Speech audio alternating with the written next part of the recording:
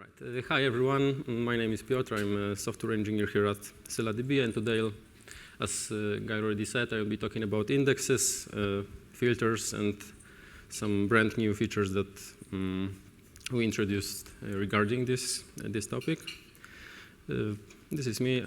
For the last few months, I've actually been working on Alternator, the DynamoDB compatible API, but before that I spent quite some time on indexes and filters, so I hope I remember enough to answer your questions later.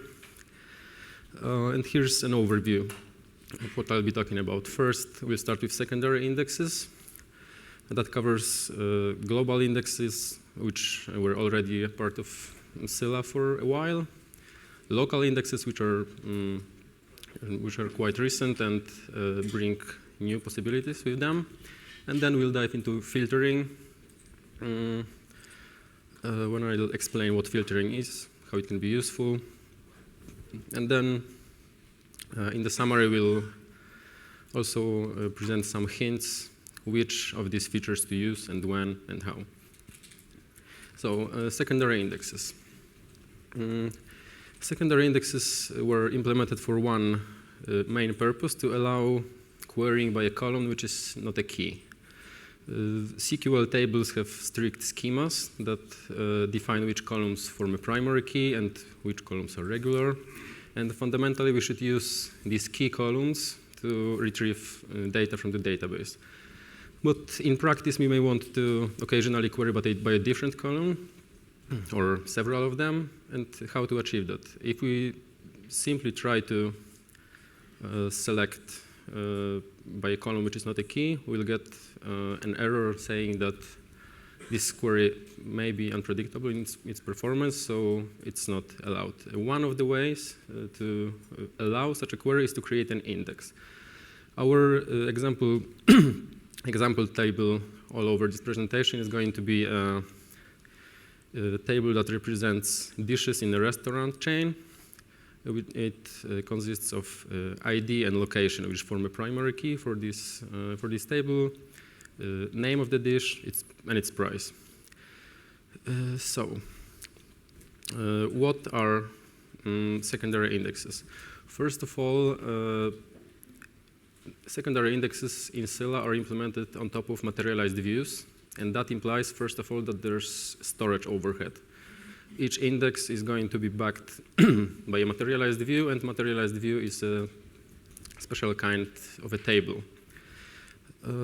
Also, indexes, as of today, can be global or local, and let's find out what that means. Global secondary indexes. These have been in Scylla already for a while, so some of you may already know it already simply under the name secondary indexes. It used to be the only kind that Scylla supported. They're easy to use and conceptually simple. When you have a table and want to enable querying by a different column, which is not the primary key, we can simply create an index on that column, and we're able to query by that. What happens underneath is that the smart Scylla monster will create a materialized view when we create an index. And this materialized view will, first of all, store the indexed column as its partition key, and thus we will be able to query by it. And it will also hold base table primary key, so we can later use it to fetch the rows that we're interested in. Querying a table with a global index looks simple from user's perspective, but it's actually pretty complex on the Scylla side. We'll have an occasion to look at some graphs that show how it looks like. So the first step is when a client sends a request to one of the coordinator nodes, to a Scylla node. And then what we need to do first is contact a materialized view in order to get base table primary keys. So that's one hop. And then after we extract base primary keys that match our query restriction, Then we can query the base table itself and return all the appropriate rows to the client. Here's a text mode for people who don't like colorful images. We've simply first query the materialized view, as I told you before, and then having the base keys, we're able to fetch all the base rows that we're interested in, and the result is pretty much what we expected. For completeness, let's look at how the write path looks like for a table with indexes. At first, as before, client issues a write request, insertion into the database. Then the coordinator node sends the data into the node who is going to store this particular partition. And at the same time as the replica received the data to store, it also generates a view update, which is sent in order to make sure that the materialized view that we use for indexing is kept in sync with the base table. All right, so we quickly covered global secondary indexes. Now, local secondary indexes are conceptually similar. They're also implemented on top of materialized views in Scylla.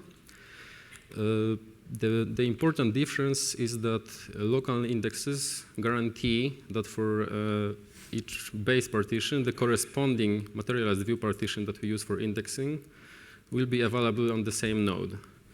And it's achieved by creating a slightly different materialized view underneath, which uses the same partition key as we have in the base table, which ensures this collocation, and then also stores the indexed column and the rest of their primary key.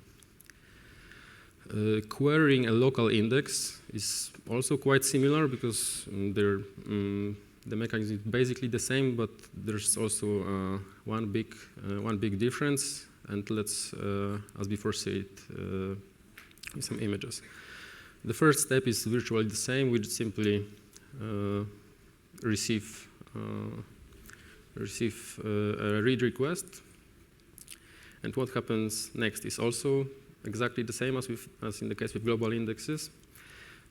We need to select the base primary keys from the index, and then we need to select the base rows. But this time it's going to happen from exactly the same node. Not much profit yet because we still need to contact the node twice, once for the index and once for base rows. But let's take a look at what happens if we use a token-aware driver, which is going to send the data precisely to the node that holds it. Here the query arrives. And as before, we need to select the base primary keys from the index, and then fetch the rows that we're interested in. But this time it happens on exactly the same node, and that means that there's no redundant inter-node communication. Everything is local, hence the name local secondary indexes. And we also benefit from local secondary indexes when we write to an index, to a table with an index. First of all, the query arrives, and the insertion arrives, and we write the data. But then, after we generate a view update, it's also applied locally because the same node is responsible for both the base partition and the view partition. So now we have local indexes, global indexes, and can we combine them in a single table? Yes, it's perfectly legal to create several indexes on one table. Some of them may be local, some of them may be global, even if they refer to the same column. And the question is, when we have a query, which index will be used? What's the heuristics behind it? In query number 1, we simply select everything from the table, but want to fetch only dishes with an appropriate name. So in this scenario, global index will be used. Why? Because we didn't specify a partition for this query, and in order to use local indexes, we need to specify a single partition that the query will operate on. So how about query number 2? We provided a partition key restriction now, but, all right. We provided a restriction now, but we still can't use a local index, and actually the query won't even run. And that's because first it needs to still use a global index because we didn't specify a single partition, but instead an inequality relation on partitions. And then we need to filter the results because we weren't able to figure out which base partitions were used. More on filtering later. And then there's query number 3, and obviously this one is eligible for local indexes because otherwise this slide would make no sense if you didn't use that at all. This query is a great example of how queries that want to use local indexes should look like. We specify a single partition by specifying a partition key restriction that is only rows with ID number 7, and then we specify a restriction on the index column. All right, filtering. So what's filtering and why is it useful? Sometimes we want to be able to query by different columns, as was the case with indexes, but we're not interested in creating secondary indexes. That might be the case, for example, because we don't want extra storage overhead that indexes bring with them. And also filtering is quite more potent and generic because with filtering we can add any number of restrictions, any types of restrictions that it can all be filtered, while indexes have a much more specific use case for a single, for queries. Again, we have a query which puts some restrictions on columns which are not a part of the key, and we got this error message again saying that this performance might be unpredictable. And it is so because when filtering, it might even be the case that the coordinator would need to fetch all rows from the table and then filter out some of them.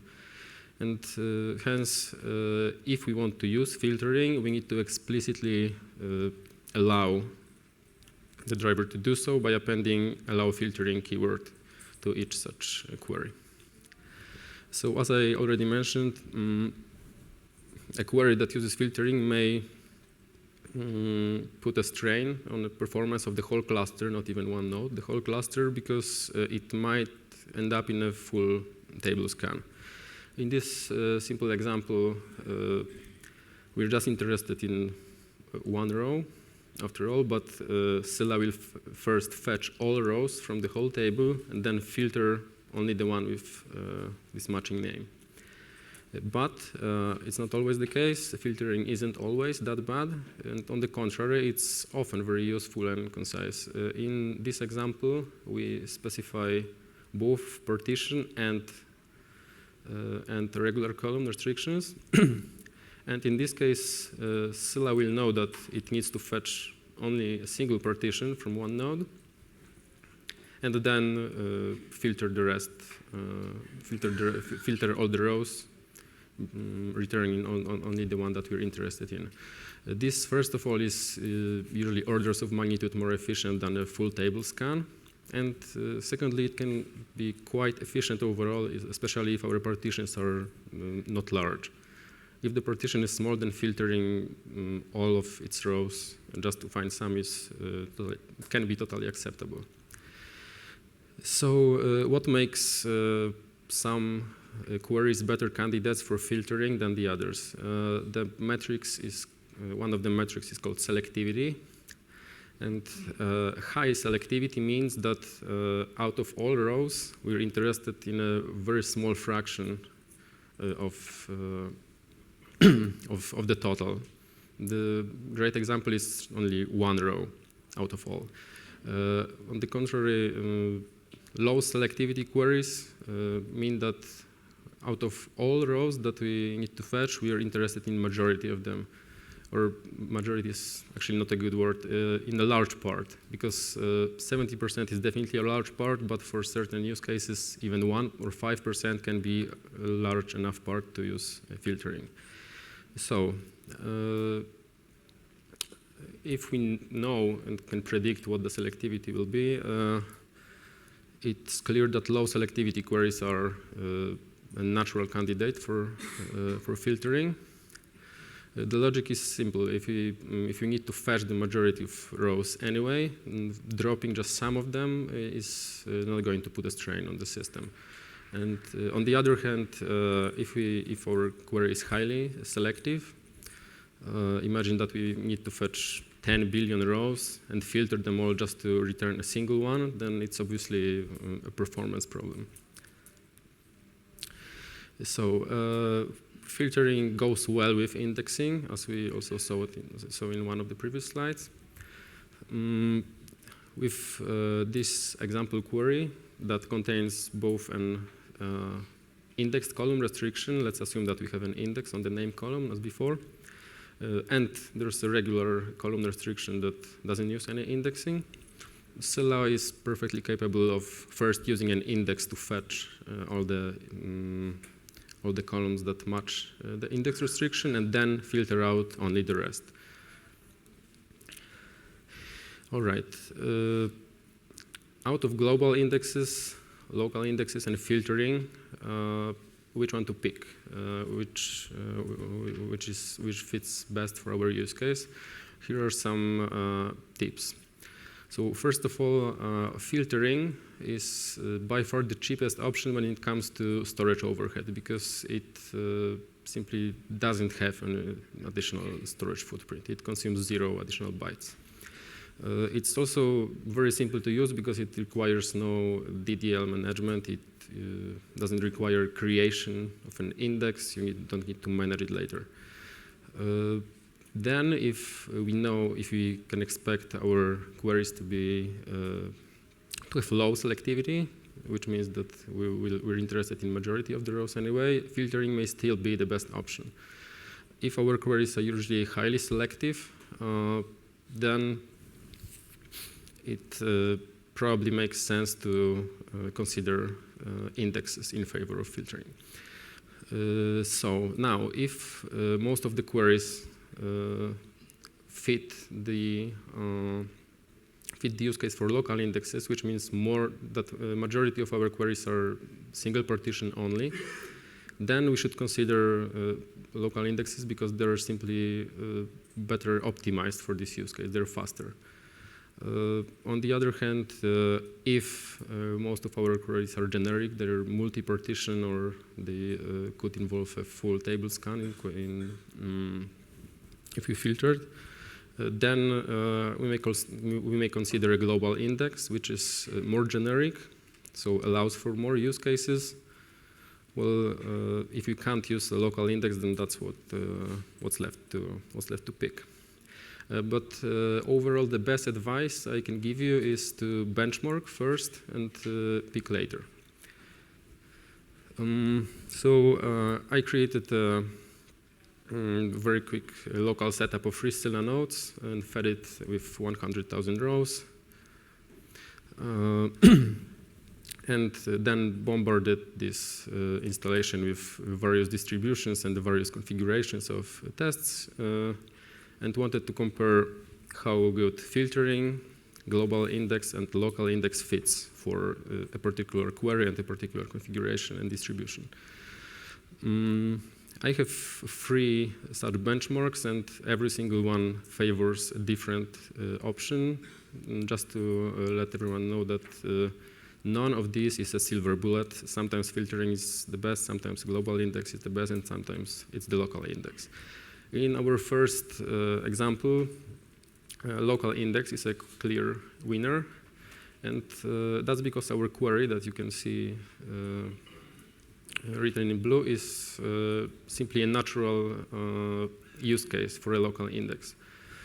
So filtering took quite a long time because it needed to fetch a rather big partition and then simply filter all of the rows just to find a single one that we are interested in. A global index did better, but it was still worse than local index because it likely involved some inter-node communication. It needed to fetch index rows from one node and then base table rows from another, so we paid for it with some round trip time. A local index was simply the best fit here. All right, now we'll take a look at the other case. This time the query changed slightly. I'm no longer interested in fetching a single partition, but instead wanted to run the query and don't care which base partition it is. And in this case, filtering did even worse than before, and that's because it needed to perform a full table scan, so it couldn't be optimized for a single partition as before, and thus we paid some of the price. Global index performed pretty much exactly as before because it doesn't really care what was the base partition before, so it still offered the rows in quite a nice time. And local index is simply disqualified of this competition because we didn't specify a single partition to run on, so we weren't able to use local index at all. That's why a global index was a winner here. And now third case. Now the distribution, first of all, changed slightly. We're back to querying a single partition, but this time each time the query was run, we wanted different base partitions and different index column values.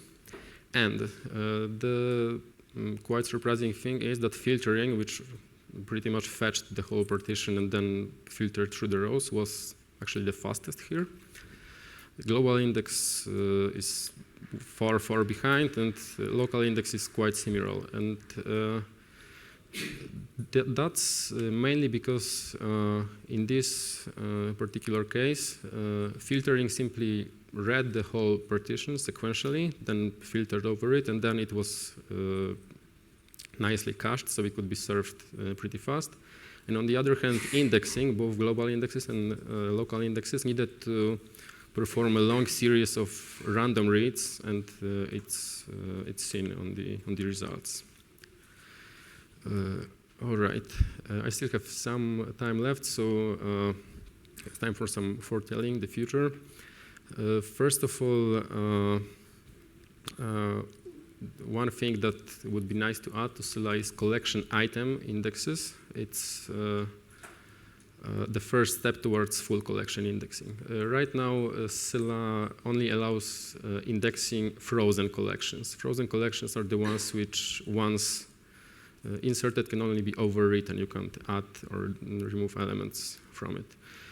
And what we're striving towards is allowing more use cases. And this collection item index allows indexing a single item from a map or a set, and then queries, like you can see, that check if an element is inside the map or what's its value can be used with indexing, so without the need of filtering the results. And then the next natural step is full collection indexes, and that would placing a full collection index would mean that would mean that every single item in a collection is indexed, and we can use it in more optimized queries, but at the price of storage overhead, because the more elements our collection will have, the more storage overhead it will actually generate. But on the other hand, it will allow for more use cases.